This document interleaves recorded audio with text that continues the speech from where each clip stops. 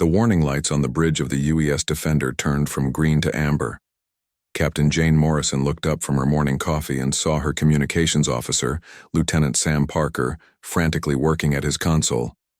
"Captain, we're getting something big," Sam said, his voice tight with tension.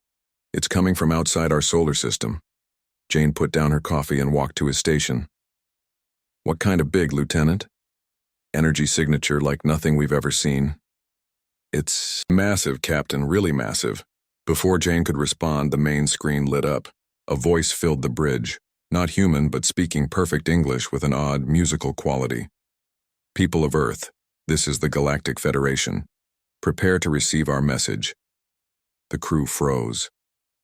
First contact. After decades of searching the stars wondering if we were alone, the answer had found them. "This is Captain Jane Morrison of the United Earthship Defender," Jane replied, trying to keep her voice steady.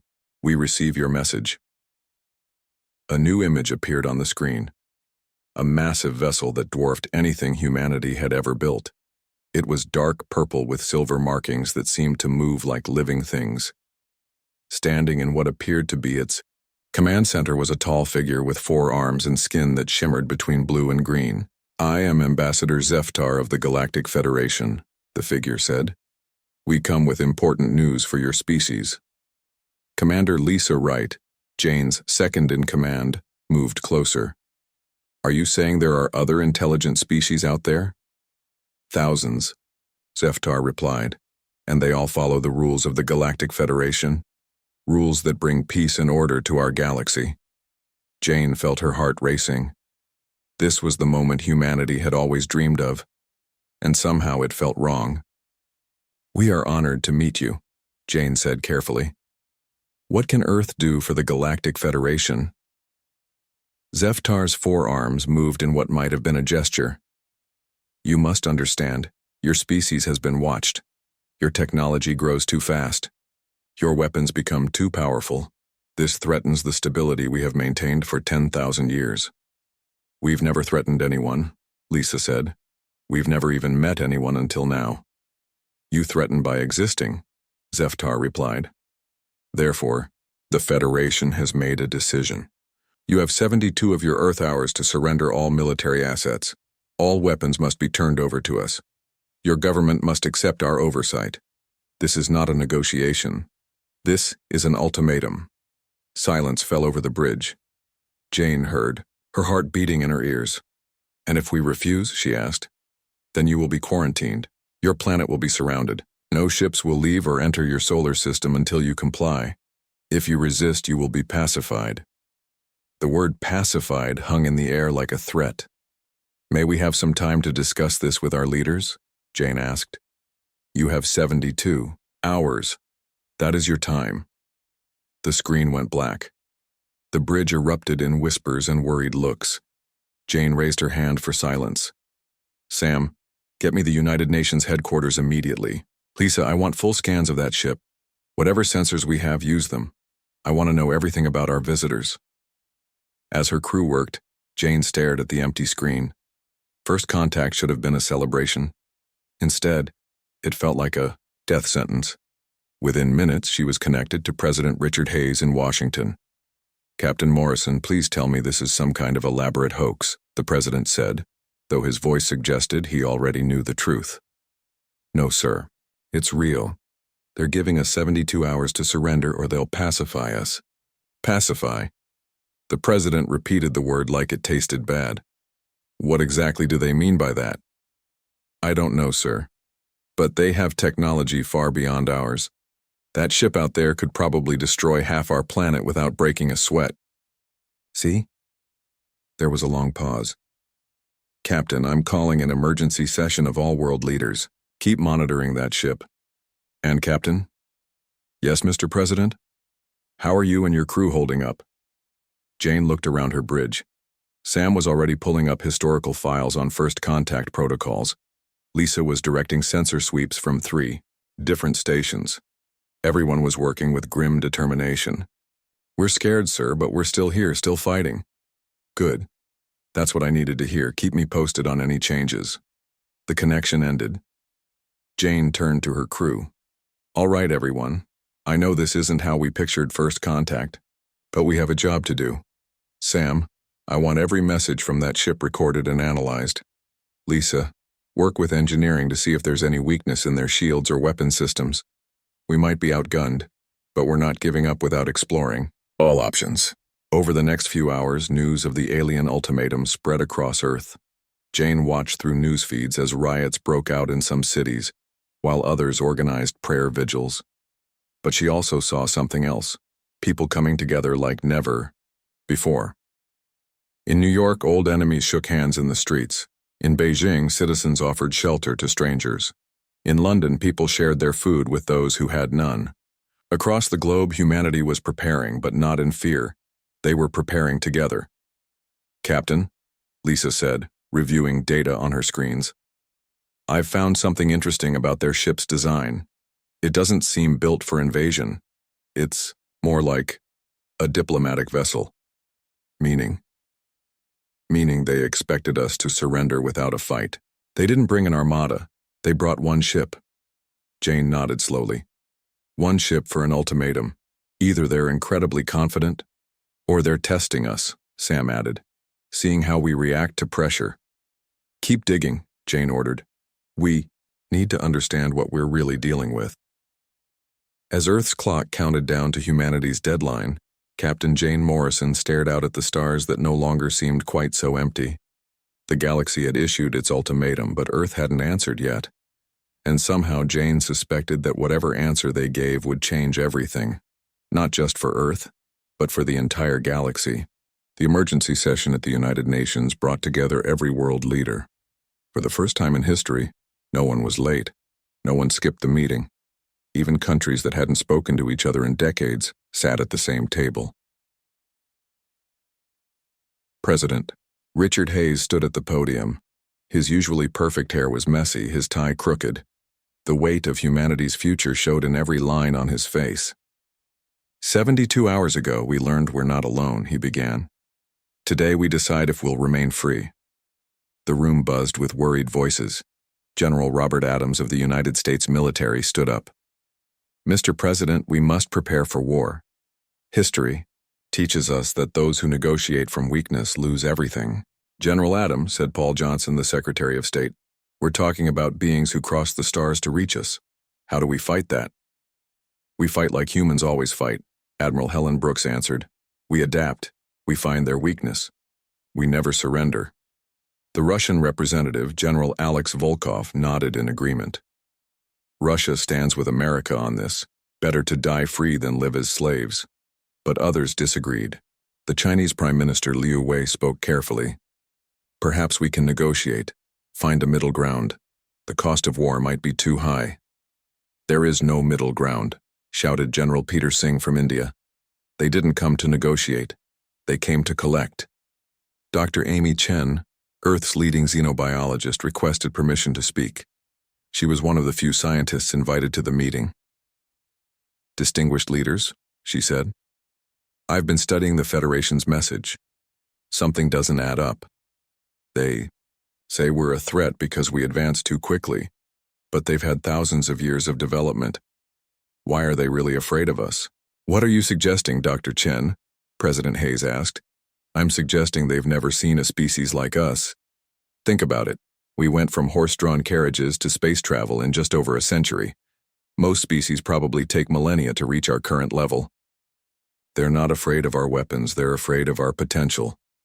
General Adams frowned. That doesn't change the fact that they have superior firepower. No, Dr. Chen agreed, but it might change how we approach this. Meanwhile, across the globe, ordinary people weren't waiting for their leaders to decide. In small towns and big cities, humans were organizing. In Los Angeles, mechanic Jack Denver gathered his neighbors. My grandfather fought in World War II. My father served in Iraq. If these aliens want a fight, we'll give them one. With what? Asked his neighbor, retired teacher Mary Wilson. They have spaceships. With everything we've got, Jack replied.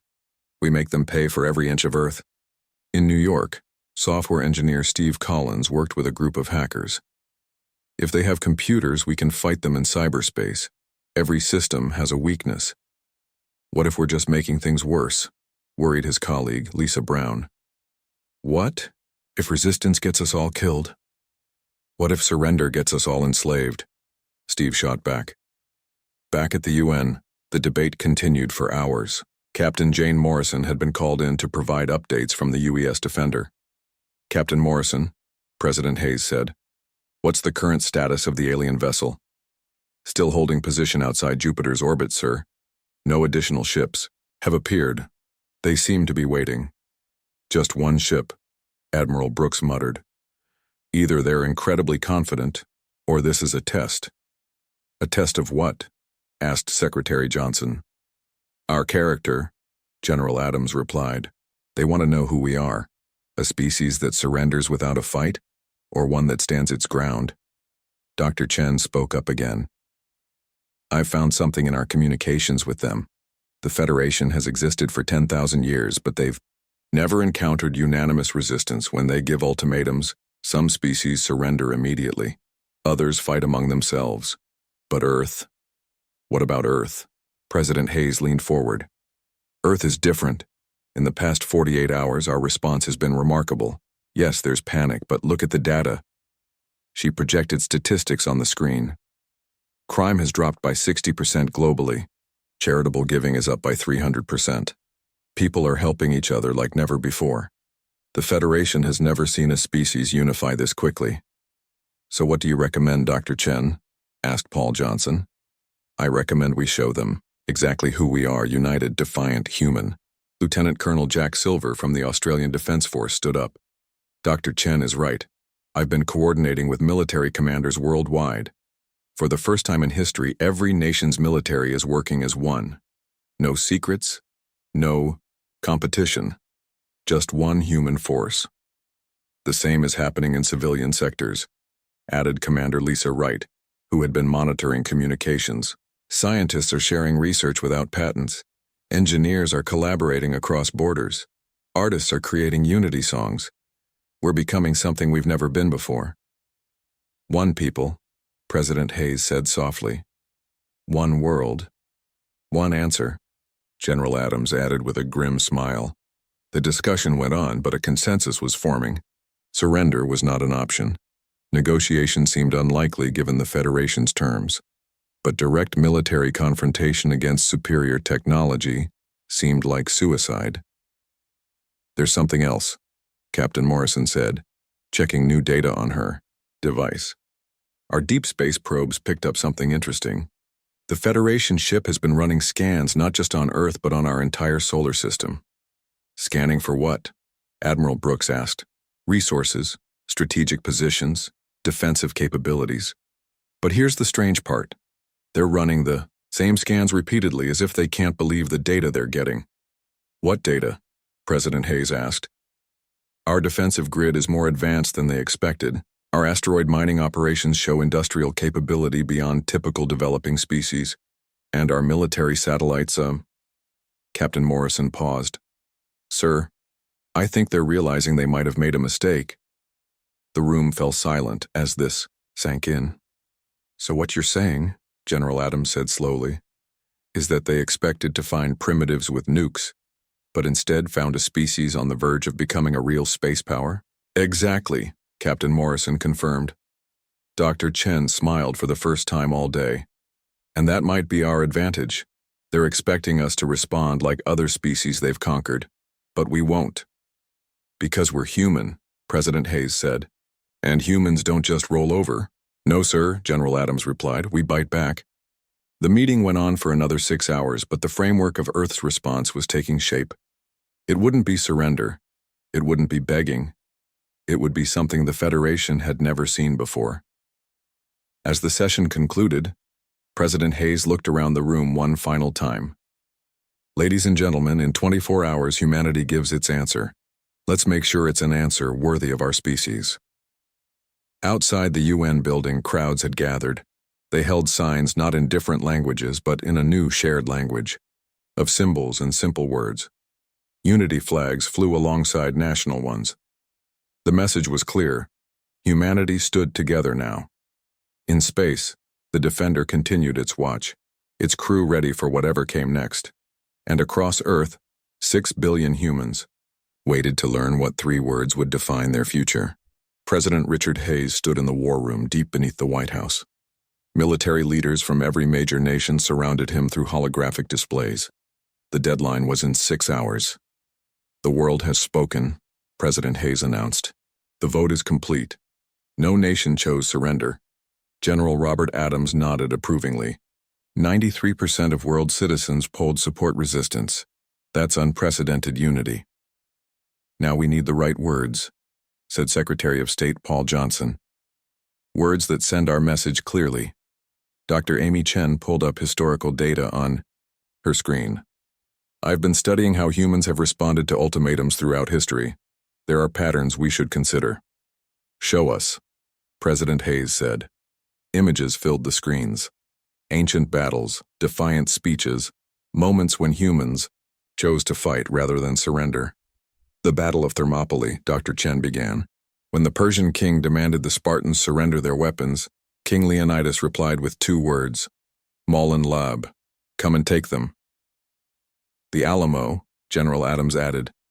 "When General Santa Anna demanded surrender, the defenders raised a flag that said, 'Come and take it.'" World War II, Admiral Helen Brooks continued. "When the German general demanded Bastogne surrender, General McAuliffe replied with 1 word, nuts." A pattern emerged in the room. Humans at their best never begged. They never surrendered. They invited the fight. "We need something simple," said Commander Lisa Wright, joining by video from the UES Defender. "Something that works across all languages and cultures. Something that tells them exactly who we are," added Captain Jane Morrison. President Hayes walked to the large screen showing Earth. "What about those 3 words from history? Come and take it? Simple. Clear.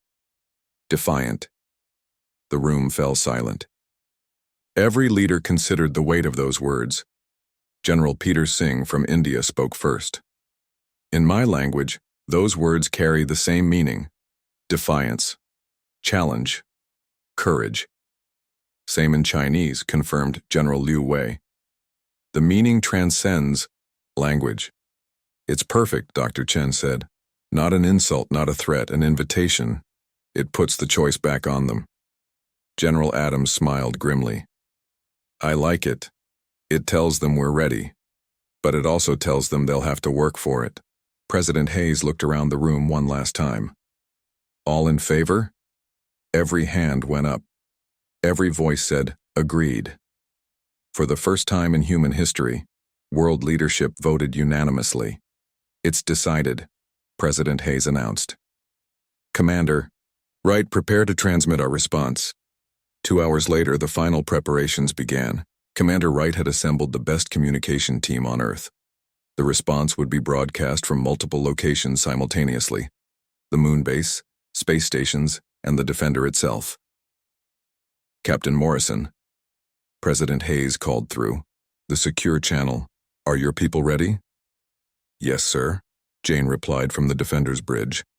"We've enhanced our communication array. The Federation will hear us loud and clear."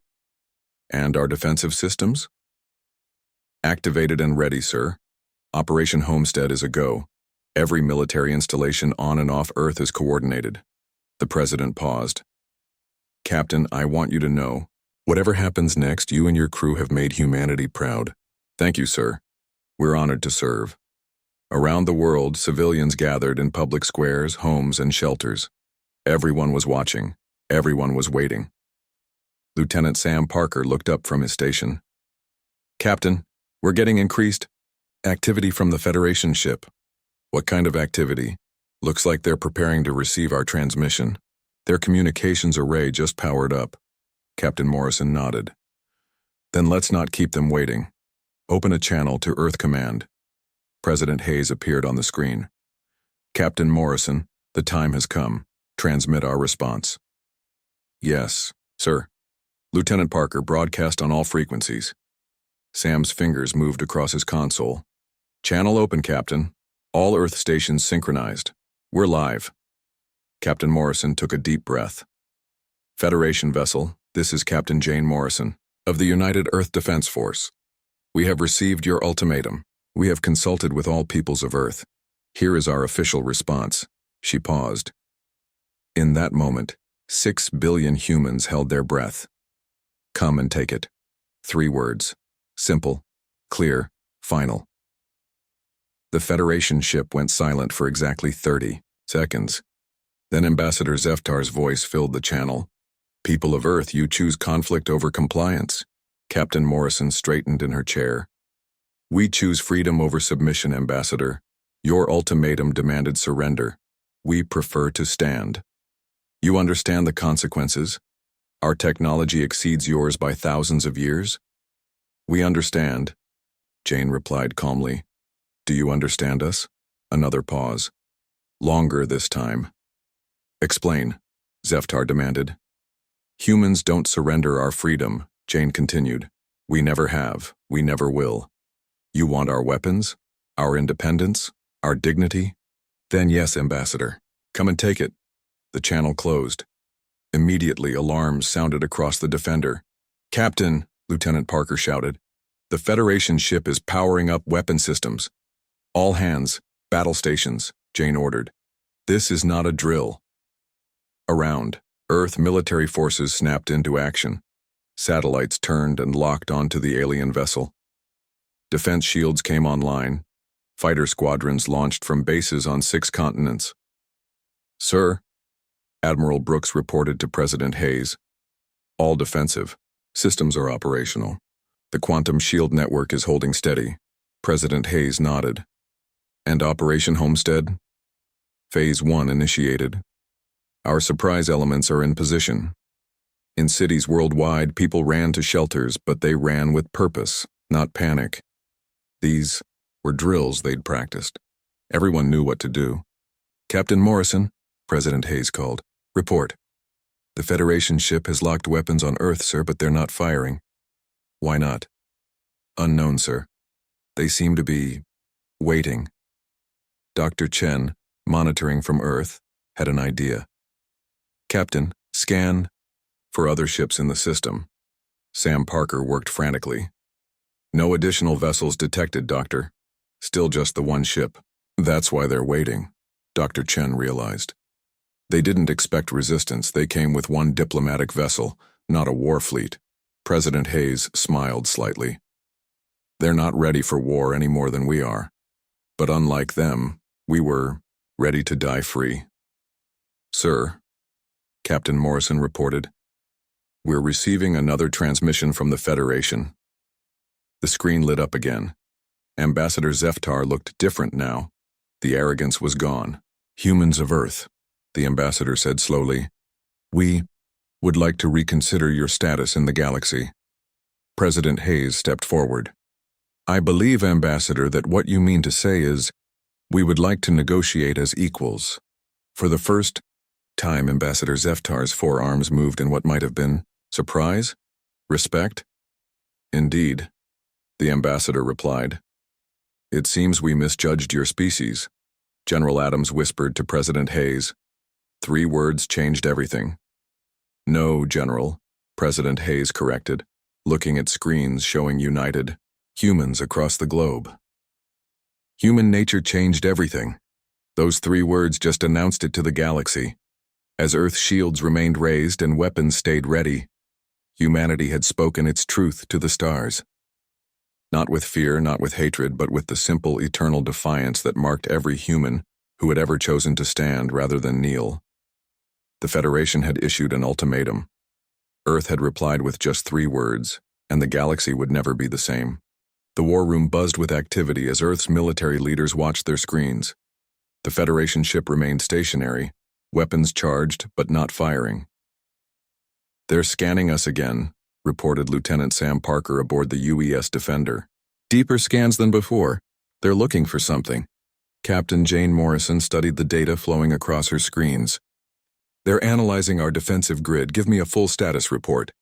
Quantum shields at 100%, Lieutenant Parker confirmed. Stealth fighters positioned as planned. Orbital platforms online and tracking. Lieutenant Colonel Jack Silver appeared on the communication screen from Sydney. Captain, our ground forces are ready. Every major city has its defense systems active. Good work, Colonel. Keep them hidden until we need them. In Washington, President Richard Hayes met with his top advisors. Mr. President, General Robert Adams reported, "Our stealth technology is performing better than expected. The Federation sensors can't detect our fighter squadrons." Admiral Helen Brooks pulled up tactical displays. "Our quantum shield network is something they've never seen before. It's buying us time to analyze their weaknesses." Dr. Amy Chen looked up from her computer. "I found something interesting in their ship's design. It's not built for extended combat. It's a command vessel." "Meaning?" President Hayes asked. "Meaning, they expected quick surrender, not prolonged resistance. They're designed for intimidation, not invasion." Suddenly, alarms sounded throughout Earth's command centers. "Mr. President," General Adams called out, "the Federation ship just launched several smaller vessels." "Are they attacking?" President Hayes demanded. From the Defender, Captain Morrison reported back. "Negative, sir. They appear to be scouts. They're trying to get closer to Earth to study our defenses." "Order our stealth fighters to intercept," President Hayes commanded. "Let's show them what humans mean by come and take." Lieutenant Colonel Jack Silver coordinated the response. "Ghost Squadron, you are clear to engage. Remember, hit and run, let them see our capability without revealing all our cards." 8 stealth fighters, invisible to Federation sensors, swept in from different angles. They fired precise shots at the scouts, not to destroy but to damage their scanning equipment. Aboard the Federation vessel, confusion reigned. Ambassador Zeftar watched as their scouts reported impossible readings. "How are they hitting us?" the tactical officer demanded. "Our sensors show nothing." "These humans hide their attacks," Zeftar realized. "We see only where they have been, never where they are." Back on Earth, the first phase of Operation Homestead was working perfectly. "Sir," Commander Lisa Wright reported to President Hayes, "our hit-and-run tactics are working. The Federation scouts are returning, but their data is incomplete." "What about their main ship?" Admiral Brooks asked. "Still holding position," Captain Morrison replied from space. "But I'm reading increased energy fluctuations. They're frustrated." Dr. Chen analyzed the incoming data. "Look at this. Every time we damage their scouts, they run the same scans. They're not learning from our attacks. They can't adapt quickly, because they're used to overwhelming force working immediately." General Adams understood. "No one's ever made them think before." Lieutenant Parker suddenly shouted from the Defender. "Captain, I've found their communication hub weakness. When their scouts transmit data back, there's a brief window where their defenses drop by 12%. Captain Morrison smiled. 12% might be enough. Can you exploit it?" "Possibly," Sam confirmed, "but we'd need perfect timing." President Hayes heard the exchange. "Captain Morrison, coordinate with our ground-based cyber teams.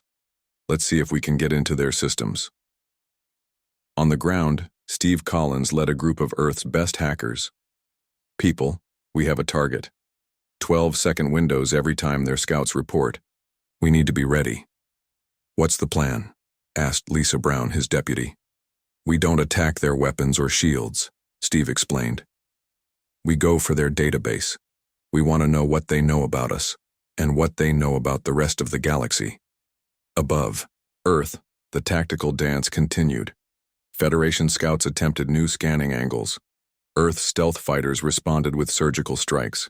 Neither side escalated to full combat, but the message was clear. Humanity wouldn't be intimidated.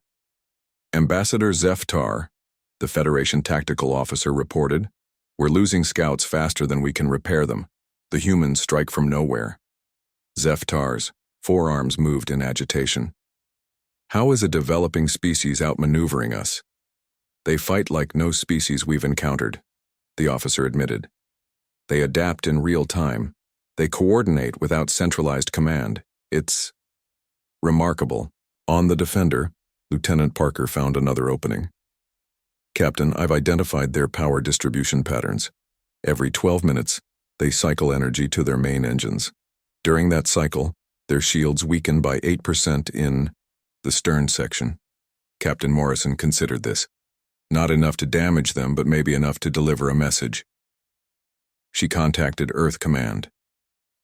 Mr. President, we found a way to reach their ship. Permission to demonstrate our capabilities? Demonstrate?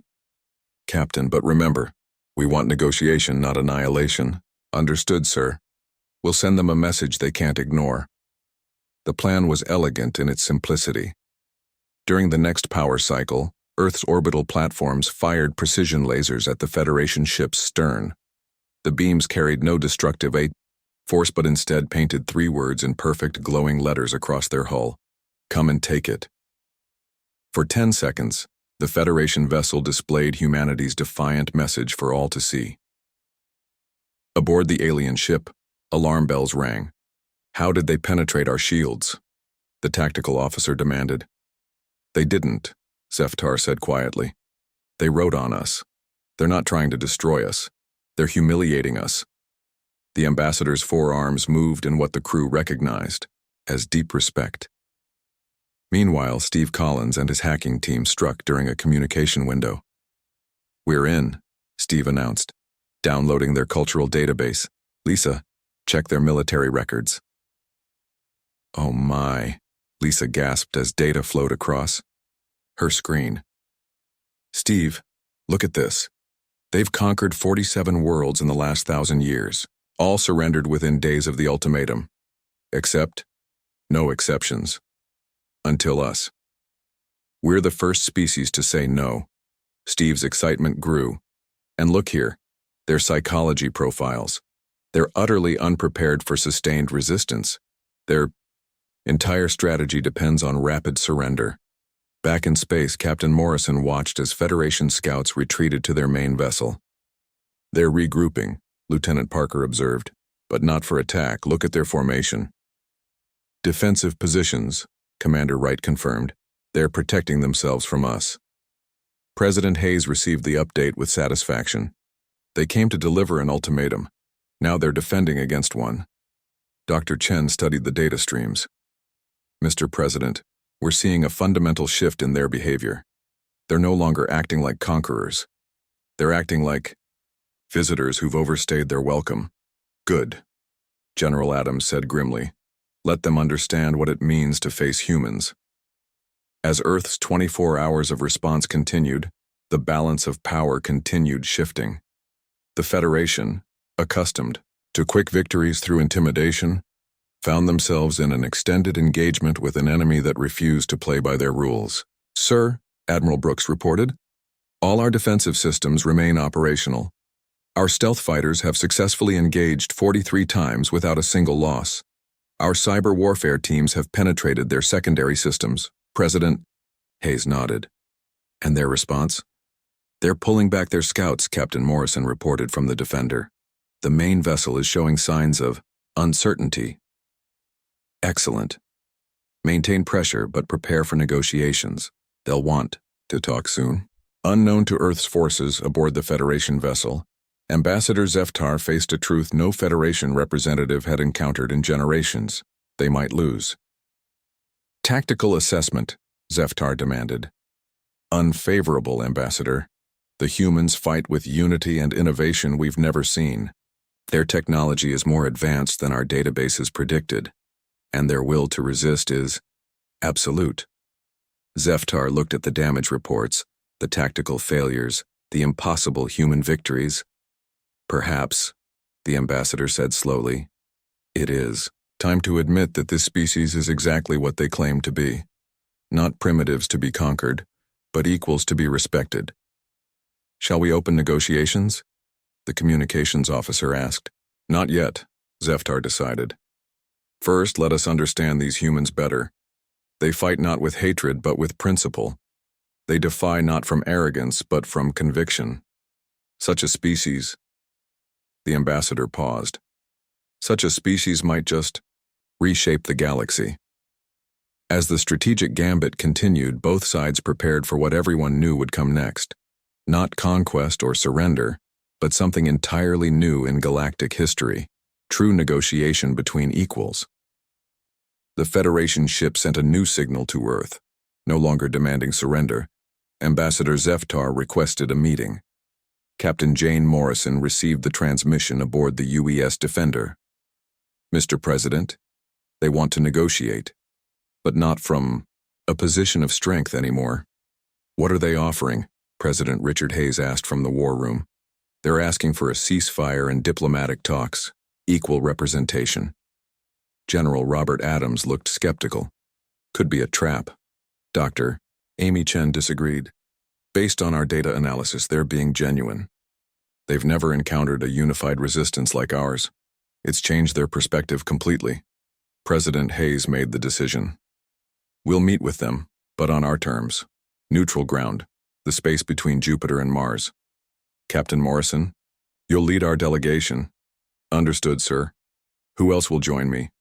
Take Dr. Chen for xenobiology expertise, General Adams for military perspective, and Secretary Johnson for diplomacy. Show them the full range of human capabilities.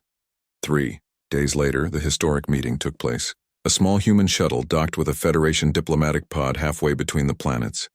Ambassador Zeftar greeted them with all 4 arms raised, a gesture they'd learned meant peace to humans. Captain Morrison, Zeftar said, we owe you an apology. Jane raised an eyebrow. An apology, Ambassador? Yes. We misjudged your species entirely. The ambassador's skin shifted between blue and green, a sign of emotional stress. In 10,000 years, no species has responded as yours did. Most surrender immediately. Some fight among themselves. None unite as you did. Dr. Chen spoke up. You've never seen human unity under threat. Never. Most species fragment under pressure. You became stronger. General Adams leaned forward. And now? Now we understand, Zeftar continued. Your species possesses something the Federation has lost over millennia, the will to be free. When we demanded surrender, you showed us what true independence means. Secretary Paul Johnson asked, what are you proposing? Full membership in the Galactic Federation, not as subjects, but as equals. Your technologies, combined with your unity, could revolutionize our entire civilization. The humans exchanged glances. This was more than they'd hoped for. What about your ultimatum? Captain Morrison asked. You said we were a threat to galactic stability. We were wrong, Zeftar admitted freely. You're not a threat. You're the solution to problems we didn't know we had. Your rapid advancement, your ability to unite, your innovative warfare, these aren't dangers. They're exactly what the galaxy needs. Dr. Chen smiled. The Federation needs some human spirit? Indeed, we've grown complacent over thousands of years. Your defiance reminded us what it means to truly live free. General Adams wasn't ready to let go of caution. And your military? Will they accept Earth as an equal? They already do, Zeftar said. Your 3 words, come and take it, have become famous across our fleet. They've never seen such elegant defiance. Many of our younger officers are asking to study human tactics. Secretary Johnson looked at Captain Morrison. What conditions would you need for Earth to join the Federation? Complete sovereignty, Jane said without hesitation. Our government remains ours. Our military answers to us. We share technology and knowledge as equals, not as servants. Agreed, Zeftar said immediately. And we offer something more. Your 3-word response has inspired other worlds. Several planets currently under our protection have asked to renegotiate their status. They want what Earth has, true independence within the Federation. Dr. Chen's eyes widened. We started a revolution. You started a renaissance, the ambassador corrected. A return to the founding principles of the Federation, cooperation among equals, not domination. 6 months later, the transformation was complete. Earth stood as a full member of the Galactic Federation. The UES Defender had been renamed the EMV Ambassador, with Captain Jane Morrison as its commander. The changes rippled across the galaxy. 14 worlds requested new treaties based on Earth's model. 3 long subjugated species declared independence, inspired by humanity's example. In the captain's quarters of the Ambassador, Jane Morrison reviewed daily reports. Her door chimed. Come in. Lieutenant Sam Parker entered carrying a data pad. Captain, we've got an interesting situation. Define interesting, Sam. Remember the Krill system? They're facing a Galactic Council ultimatum.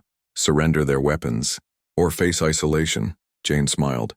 And they want our advice? They specifically asked for you, ma'am. They said they need to know how to respond to an ultimatum.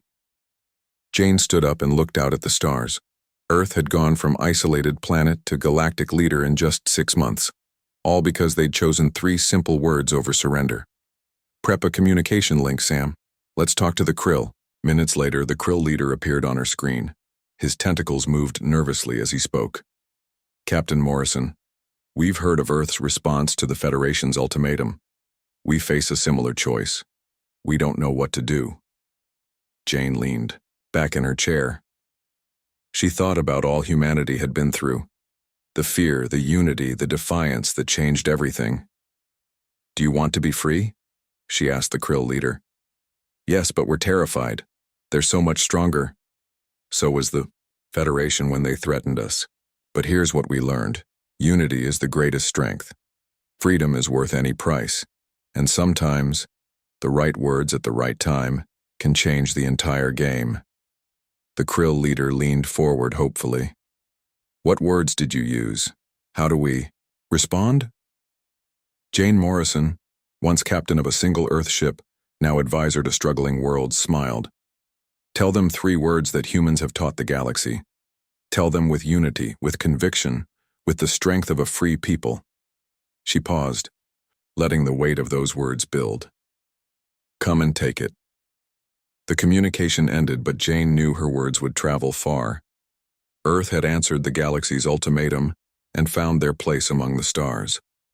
But more importantly, they'd shown other worlds the power of standing together, the strength of saying no to tyranny, and the beauty of freedom defended.